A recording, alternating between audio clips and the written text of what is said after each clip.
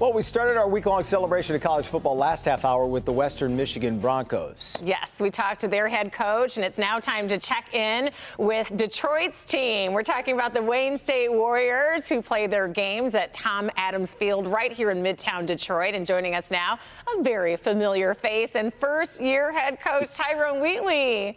It's good to see you, Tyrone. Great to see you guys. How are you? Fantastic. Congrats on the new position. Yeah. Thank you very much. Thank you. I'm excited.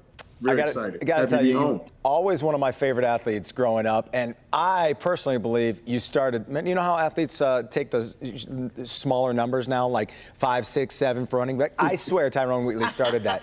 One of the first when he wore that number 6. I always just think you started that whole craze. How do you like this team as you obviously bring a ton of football knowledge, playing at U of M, playing here in the Metro Detroit area, and then of course playing in the NFL? I love this team. Great character guys. I mean, you have to start with the character of the young men first, because in order to implement your plan and your philosophy, they have to be willing to accept it. And their hearts are very humble, and their minds are open. So I like this team as a character. You know, they're very tough. They're strong young men. Coach Winters did an incredible job of leaving the cupboards full for me. But you know, right now, the biggest thing is just trying to get the details down to it and putting the final parts and pieces together before we go to Slippery Rock. All right, so that's going to be your first game. Let's talk about what you are coming into the past couple of years with only a combined 3 games that you've won in the last 2 seasons for the Warriors. Does this really drive what you're doing? Like, we don't want to go back there with how successful you want this team to be this year? But yeah, I mean, the past does, have some indicators, but one of the biggest things is, of course, the old saying in football goes, it's not about the X's and O's, it's about the Jimmies and Joes. We want to put a fence around Metro Detroit. We want to keep the best players here. And for several reasons, right? They're Metro Detroit players. We want them in Tom Adams Field. We want the families at Tom Adams Field. We want that place rocking, right? And the best way to do that is to keep the players home. But what a lot of people don't realize is, the NFL is right now. I think Detroit has the most players in the NFL that has ever had in recent years. That's right. And Wow.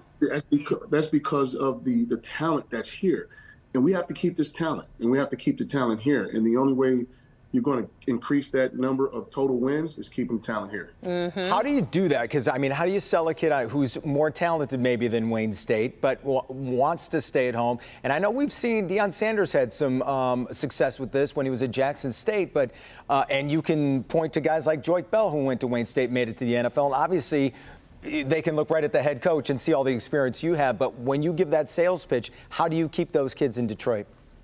Well, a lot of it is really, the young men, they want the inspiration of going to the NFL. A lot of them want the D1 dreams. But right now, a lot of people are playing NFL football, going from, Division I, Division II, and Division III. And the next thing of it is development. They just want to be developed. And if you can show that you can develop them and get them from one point to the next point, because see, what a high school young man wants is he wants to go to college. Mm-hmm. College guy wants to go to the pro, and the pro guy, he just wants to get to his next. He just want to get to, I'm sorry about that. He just want to get to his next, his contract. So if you could develop these young men and show them the progression of how they can get to that next point in their life, the next phase in their life, and in terms of football, they'll come. The next thing of it is in which Wayne State is getting better at.